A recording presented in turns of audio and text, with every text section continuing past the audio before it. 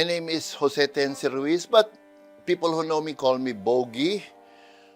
I am old enough to have been named after Humphrey Bogart of Casablanca fame.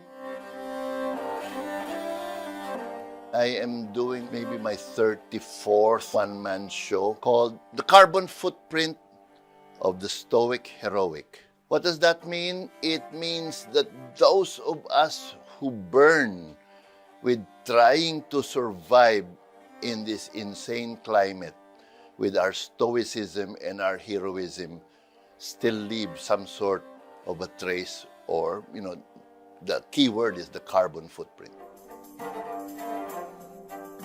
Everything we do will eventually be measured in carbon footprint. Sabi nga nila, all of the energy you expend is going to be quantified into a carbon footprint. Di ba? You drive your car, or you ride your bike, or you walk, or you fart. It's all got some kind of a carbon footprint. So sabi ko, siguro the carbon footprint is the best way to describe the trace of having been alive in a climate-conscious world.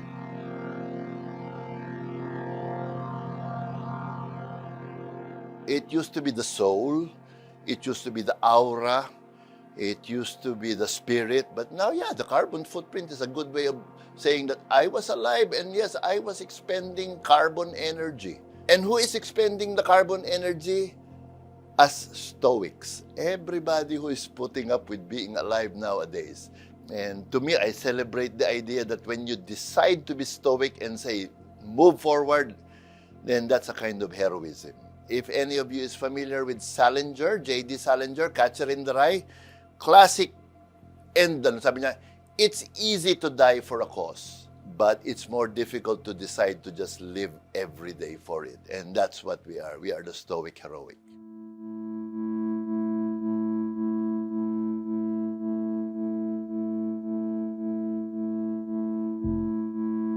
It's a juxtaposition of power and longing.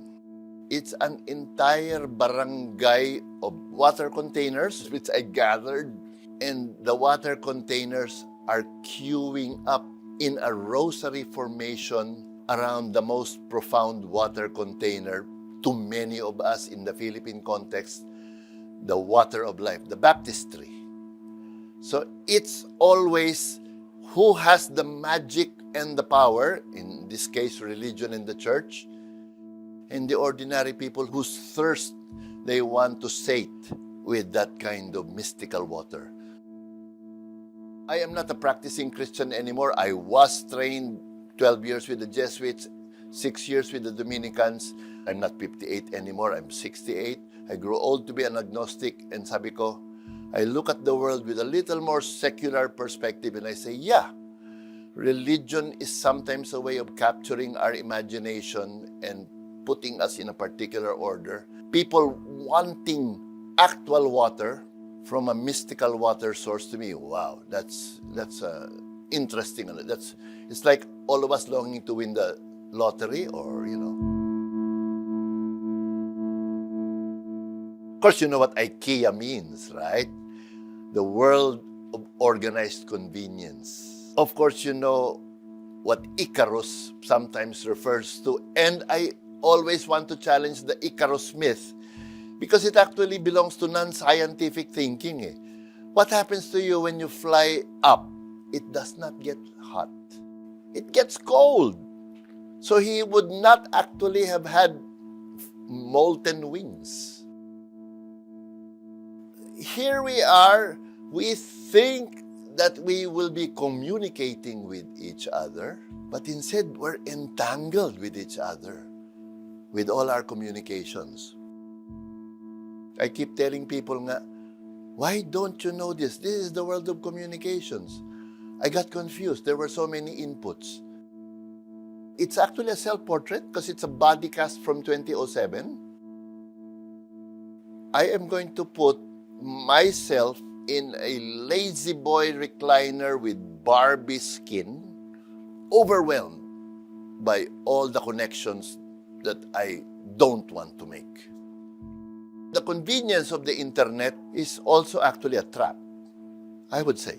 I'll be dead by the time they really get their hooks into all of us. So here we are in a world of accessible connection. Is it too much? That's what the artwork wants to pose to the people who come to the show.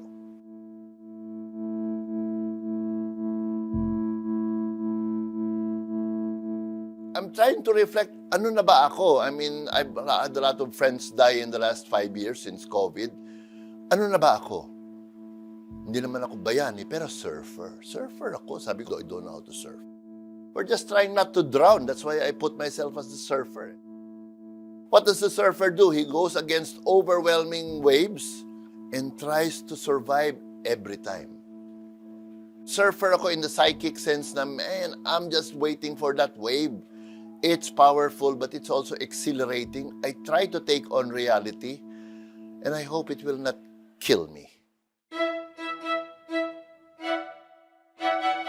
I am an unofficial but declared member of David Medallas Club, the Pete Mondrian Fans Club. Why did David Medalla put it up? Because David Medalla understood that the visionary painter dies in pain. If you will remember the narrative of Pete Mondrian, who now exists in all our fashion and all our consciousness, when he was dying, sabi niya, those idiots at MoMA have no idea what I'm all about. They cannot even appreciate what I'm trying to bring to the world. And what was Pete Mondrian trying to bring to the world? He was trying to bring an idea of asymmetrical equilibrium. You have to live the world in asymmetry but in equilibrium. Hindi ka lagi nakabalanse. Tagilid ka lagi. If you know what a gyroscope is, that's asymmetrical equilibrium. Oh. Man, that thing doesn't want to fall down. That's the picture I want to show. And Mondrian was hinting at this. The funny thing about Mondrian was in the early 20th century, he was hinting, oh my God, mga tao, by the time they will have overcome the First World War, and they will become peaceful, and they will become humane. He'd never anticipated the Second World War. Me, as far as I'm concerned, after what happened at Gaza, sabi ko, wala na, sorry Mondrian, man, idol kita, but your utopia has crumbled into Gaza ruins, into the fireplace of the Stoic Heroic, where the ordinary people have to be burned at the stake of the promises of a supposed to be utopian capitalist world. October 7, 2023, obviously, no?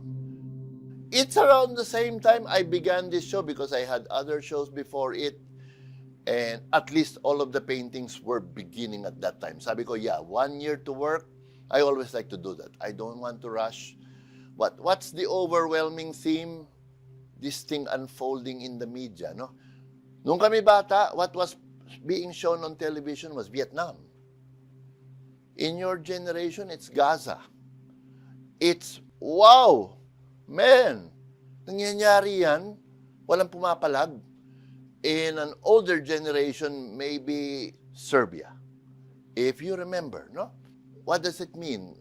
Parang, man, yung dream ni Mondrian, of course, he expressed it in the artistic idea of the asymmetrical utopia, isn't coming to place no matter how damn modern we become. Yun yung ano eh. Yun, I suppose, yung ano, yung everybody says, tatalino ang tao, information is at your fingertips. No, lalong naging pinanindigan yung kabubuhan eh, because they also found justifications eh. In fact, the people who you think are stupid found more fellow stupid people, and now it's become, you know, it's now become, as your art professor would say, reified. You know what is reified? Naging kalyo na, no? Sa katigasan ng ulo, naging kalyo. Reified means naging bato, pinanindigan. So sabi ko, yes, Mondrian is the best way to describe the debris of the breaking down of a world that is supposed to be civilized, that is supposed to be connected. The promise that you all got when you were teenagers is nowhere in a new world. We own the medium, we surf the medium, we're all holding hands. I beg your pardon, you're all holding each other's triggers. Ganon lang nangyari. Sabi ko, how do I approach the rubble? It's the rubble of an idealism. My other approach, of course, is to make my own Last Supper.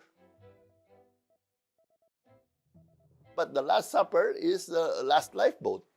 We are treated constantly to Lampedusa. Lampedusa is the place where all the Africans are gathered when they collapse in lifeboats going to Europe and they're trapped in that small Sicilian island, Lampedusa. That's where all the migrants come to die or come to be detained. It's the world transferring in a lifeboat. What's the lifeboat? It's the lifeline. Sabi ko, kung lumulubog ang planet, who would be on the lifeboat? The powerful, the seductive, the wealthy, the Pope, the Caliph, candidate who is about to sink, the injured baby, the dictator, the wrestler with a big dick, the woman with a lot of diamonds. Ayun, they're all gathering around the last lifeboat. Let me make an example of overpopulation that is totally different. I'll put it on the dancing pole. Paano kung 8 yung sumasayaw sa dancing pole? We're so used to seeing pole dancing na solo. Sabi ko kung wala ng pole, at lahat ng pole dancers gusto sabay-sabay. And then again, there's traces of Mondrian.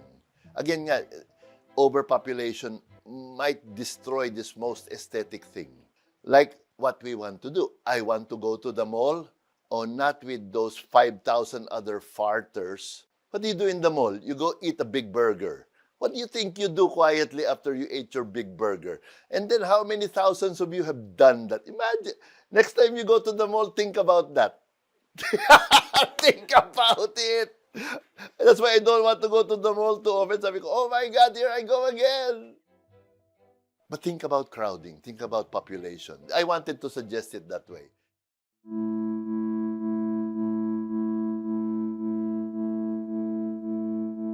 Some artists say, you are afraid of the blank canvas. Sabi ko, no, I'm afraid of dying. That's all I'm afraid of. Time is going to take us away. Blank canvas, I don't care, because when I wake up, the world is crazy at your feet. That's why I'm a Stoic Heroic myself. No, parang, man, I go out into this world and you put up with this world. Each of us does. Even if we were the dictator of the world, we have to put up with being the dictator of the world. It's also not fun being IDF, but we're not that. It's never fun being on the receiving end of all those missiles. It's never fun having to go to work from Quezon City to Makati and making that distance because you have to be there. But we are Stoic Heroics. We get along with our lives. What's the point of an artist's work? I will ask you the trick question. Anong itsura ng Diyos? The artist knows. Don't you realize that your idea of God was shown to you by an artist? Don't you realize that Michelangelo helped you a lot? Don't you realize that these Renaissance French artists helped us a lot? Don't you realize that the guys who build the Indian stupas help us? Don't you realize that the Islamic craftsmen who did the fractal mosaics help us? Those are all our imagination of what a super abstract thing might be. And yet, it's the artist. So sabi ko, yeah, may silbi kami as artists, and me, am I a useless person because I'm not decorating? Possibly, but I'm decorating time. That's what I bring to whatever painting I do. It is always a commentary on the day I'm alive, in the year I'm alive, in the time I lived. Some people are just decorating space. Me, I'm decorating time. Why? Because in 2024, I made my statement about 2024, and I at least committed to that.